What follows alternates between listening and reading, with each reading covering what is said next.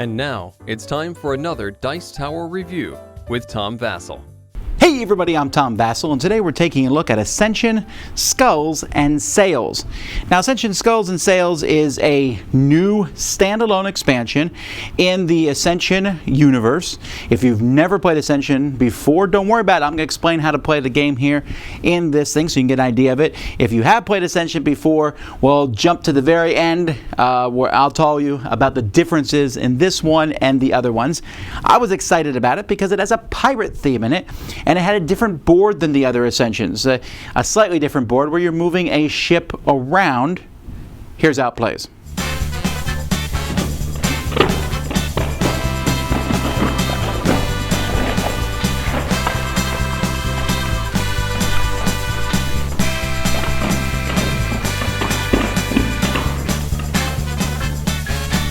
At the beginning of the game, each player is going to get their own personal deck that is made up of 7 apprentices, which give you runes, which is the money resource in this game, 2 militia, which give you military strength, and a buccaneer, which will give you 1 rune and 1 crew.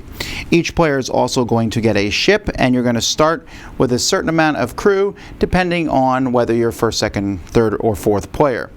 On your very first turn, you're going to put your ship on the board on one of the spaces around the table, and on each turn you can move it 1 space, although there will be cards that will let you move farther. There's going to be random cards that are placed around the outside of the board, with the exception of the bottom space here, the deep, where the Kraken goes. There's also cards in a deck that are treasure cards, like this gold card here. When you draw a treasure card to go in a spot, you'll keep drawing cards so you get a non-treasure card to put that on top. Each player is going to draw 5 cards, and then you begin. This is a deck building game, so what that means is you have a deck of cards, and on your turn, you're going to play all the cards from your hand and get the resources that it shows on the cards. So if I drew this as my opening hand, I have 2 military strength, I have 3 runes, and I have a sail. Well, the sail's easy. You'll just take your ship and you will increase the amount of sails that you have on it. This can go to a maximum of 9. For runes, you're going to be able to purchase cards next to the board. The cost is in the top hand corner, so this here costs 4 runes to buy. If you're not sure what to buy with your runes, there's always 2 piles of cards here at the top.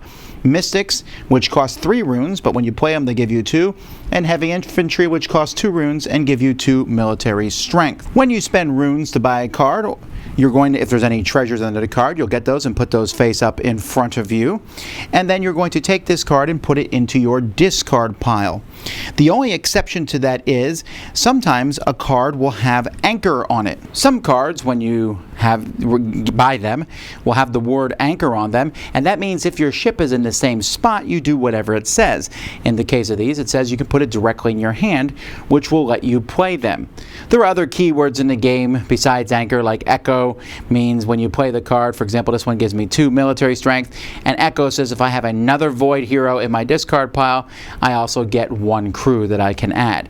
So players will normally, though, put all the cards that they acquired that turn, plus all the cards that they use, into their discard pile. You'll draw back up to 5. If you run out of cards, you'll shuffle your discard pile and draw to make a new draw pile. Players will be using military strength to defeat cards. So if I have 4 military strength, I can defeat this monster and get the reward that's on it. Many times the rewards will show victory points. There's a certain amount of victory points in each game based on the number of players. If there are no monsters available to be attacked, or you have leftover, players can always attack the cultist here, who simply gives a victory point for every 2 attack power expended against him. Players can also use crew to buy or defeat cards. So if my ship has 5 crew on it, for example, I could spend 4 of that crew to defeat the Stone Siren here. Or if I was up at this spot, I could buy the Mechanic Corps for 1 crew. So crew is kind of a wild thing and can be used to take out, to buy things or attack.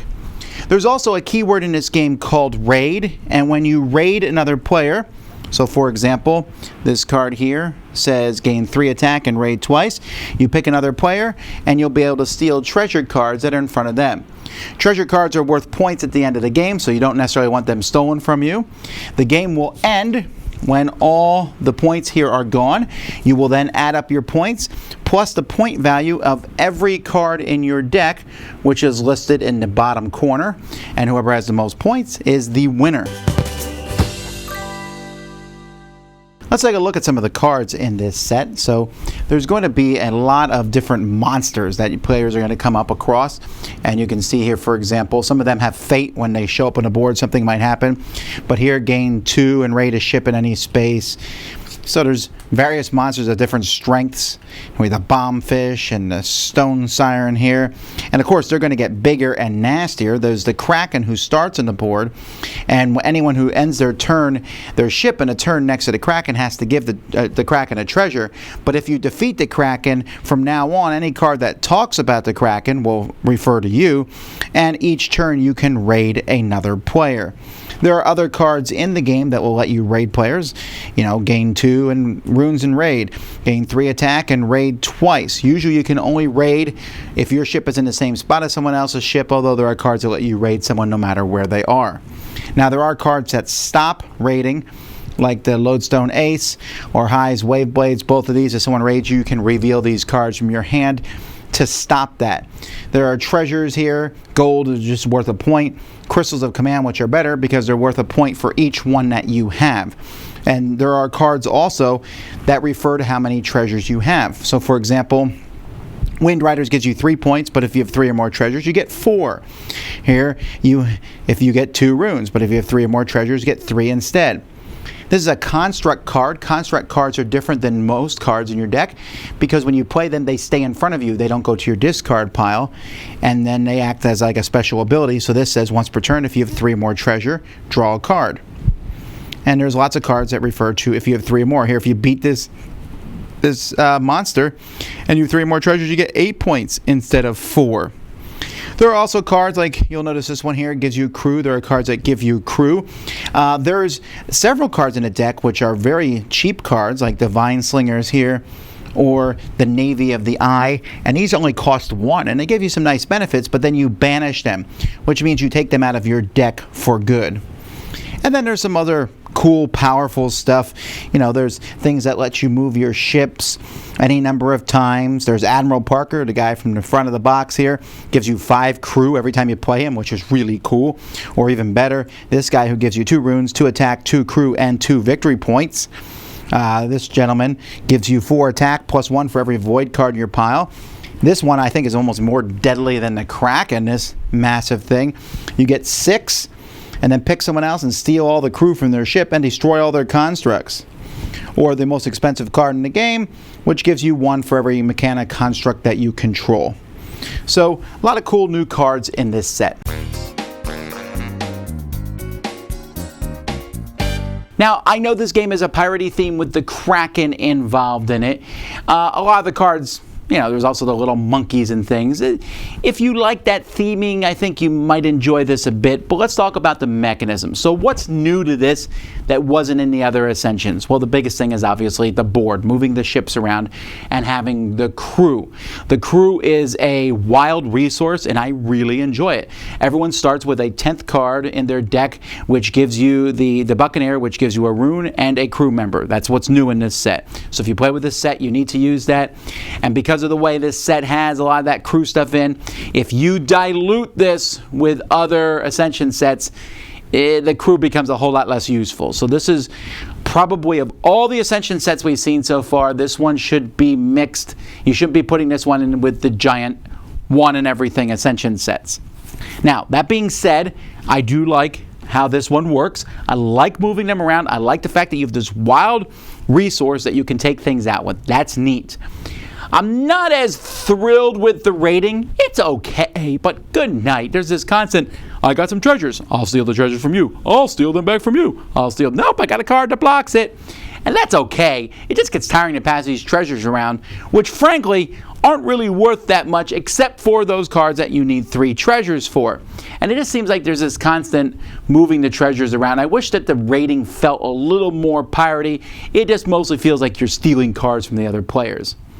That being said, I like a lot of the new cards in this game. I showed you some of the cards, and I think the main focus here, adding the crew, moving that ship around, means if you really want that big card out there, you start saving up for it. Of course, you could have 8 crew in your ship, right? And you're waiting for the 8 card to show up, and there's a bunch of little cards, and you don't buy those because you're waiting for the better stuff to come along. Yeah, you might regret that. Sometimes it's better to buy something, bird in the hand and all that. Component-wise, I already mentioned some things. The ships are okay. They have a lot of artwork on them, and it's neat, but the little number that shows for the crew, I found it not so easy to read. I wouldn't have minded had they made that number bigger. Moving the ship around on the board, it doesn't really give the idea of movement as much as I would like it to. You're moving from one spot to another, but it doesn't feel like there's a map or anything. It's just sometimes you're like, oh, I can't get to that spot this turn. Well, I'll start moving there to get there another turn. And being on the same spot as someone else and stay away from the Kraken. The rule book's fine. It explains how to play, and at the end it tells you the new stuff. I couldn't find fate in there, though, which seemed problematic. I mean, I knew what it was from other games and such, where when you draw that card, what happens goes off. But for the most part, I thought everything was clearly explained. I think the art is certainly a big improvement over the original Ascensions. They've gotten better with each set. So if you like the pirate theme, and if you think these new mechanisms sound really good, you should definitely check this one out. Dice Tower Judgment, approved!